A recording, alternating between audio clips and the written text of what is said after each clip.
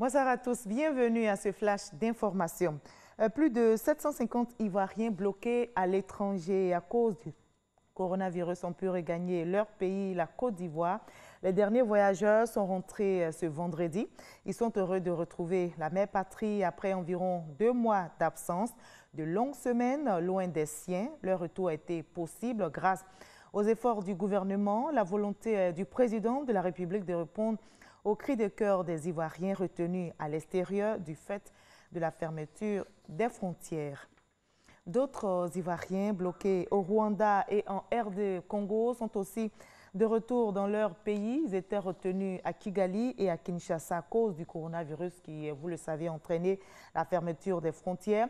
Revenus donc hier en Côte d'Ivoire, ils ont été aussitôt mis en quarantaine comme tous les autres selon les mesures de restriction en vigueur. Ils sont totalement pris en charge par le gouvernement. Jean Magagi. Aéroport Félix Houphouët-Boigny.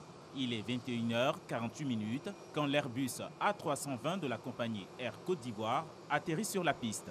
À son bord, 28 ressortissants ivoiriens en provenance de Kigali au Rwanda et de Kinshasa en République démocratique du Congo. Retenus à l'extérieur du pays, ils y étaient du fait du plan de riposte sanitaire imposé par le gouvernement face à la pandémie du coronavirus. À leur arrivée, contrôle systématique de température et dernier réglage administratif. Après 2 mois de difficultés, ces Ivoiriens expriment leur joie de regagner le pays. Je suis parti 5 jours avant les confinements. C'était juste pour 5 jours et puis revenir. Malheureusement, on a fermé les frontières. Et ça n'a pas été facile à supporter. La famille est restée et le travail aussi était à distance. On perdait même espoir, mais finalement, on a été proche de l'ambassade et les gens de l'ambassade aussi nous ont soutenus. Ils ont été très interactifs avec nous, on échangeait sur WhatsApp et ils nous donnaient l'évolution des informations au jour le jour, jusqu'à ce jour où l'avion est disponible et nous sommes rentrés. J'étais bloqué en RDC et je ne pouvais pas rentrer en Côte d'Ivoire. Et voilà qu'il y a eu une occasion, l'action qui a été donc menée par le gouvernement ivoirien et qui est une action louable. Après avoir débarqué, ils sont instruits par les agents de l'Institut national de l'hygiène publique, INHP, et les services du ministère des Affaires étrangères sur les mesures à venir. La fiche individuelle d'engagement que vous avez signée, c'est pour dire que vous venez pour vous soumettre aux mesures sanitaires prévues par la République de Côte d'Ivoire. Vous allez vous soumettre chacun à un test, pas forcément pour le moment un test, mais à un prélèvement nasopharyngé pour faire votre test de Covid-19.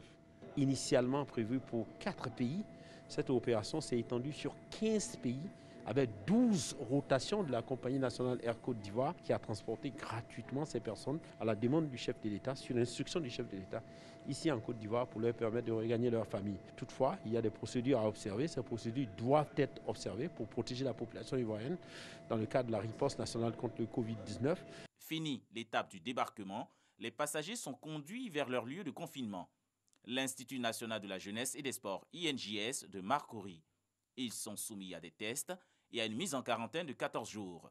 À ce jour, plus de 700 citoyens ivoiriens retenus hors du pays du fait du Covid-19 ont regagné la Côte d'Ivoire grâce au soutien du gouvernement. Le Conseil national de sécurité a décidé hier jeudi lors de sa réunion extraordinaire présidée par le chef de l'État d'alléger les mesures restrictives contre le coronavirus. Il s'agit notamment de la levée du couvre-feu dans le Grand Abidjan, la réouverture des maquis et restaurants ce vendredi 15 mai, une reprise d'activité dans le strict respect des mesures barrières. Évidemment, ce sont des nouvelles qui réjouissent les populations. Elles se sont prononcées au micro de nos reporters. Nous les entendrons dans l'édition de 20h ce soir.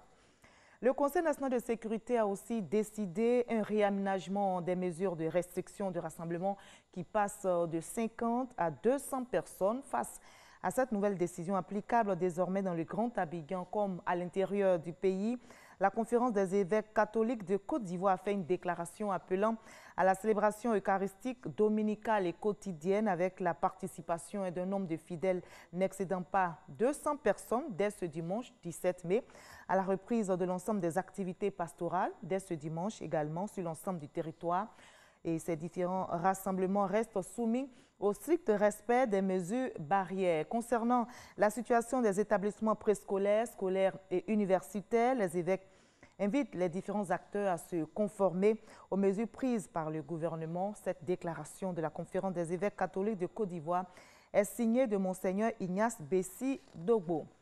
L'équipe de l'OMS Persona non grata au Burundi, le chef de la diplomatie burundaise vient d'envoyer au bureau de l'Organisation mondiale de la santé une note verbale qui a été divulguée dans la presse et qui déclare le représentant et 3 autres fonctionnaires de l'OMS au Burundi persona non grata.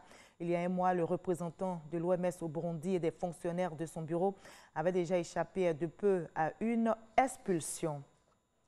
Comme ailleurs dans le monde, Pékin a peur d'une nouvelle flambée épidémique après le déconfinement. 4 nouveaux cas de contamination ont été rapportés hier jeudi dans le nord-est de la Chine. Les autorités ne veulent prendre aucun risque. Les entrées et sorties de cette cité de plus de 4 millions d'habitants sont strictement contrôlées et les élèves qui préparaient le bac ont dû retourner à la maison. On va se retrouver à 20h pour la grande édition. Suivez juste après ce Flash Info, l'info régionale pour avoir toutes les nouvelles de nos régions ici en Côte d'Ivoire. À tout à l'heure.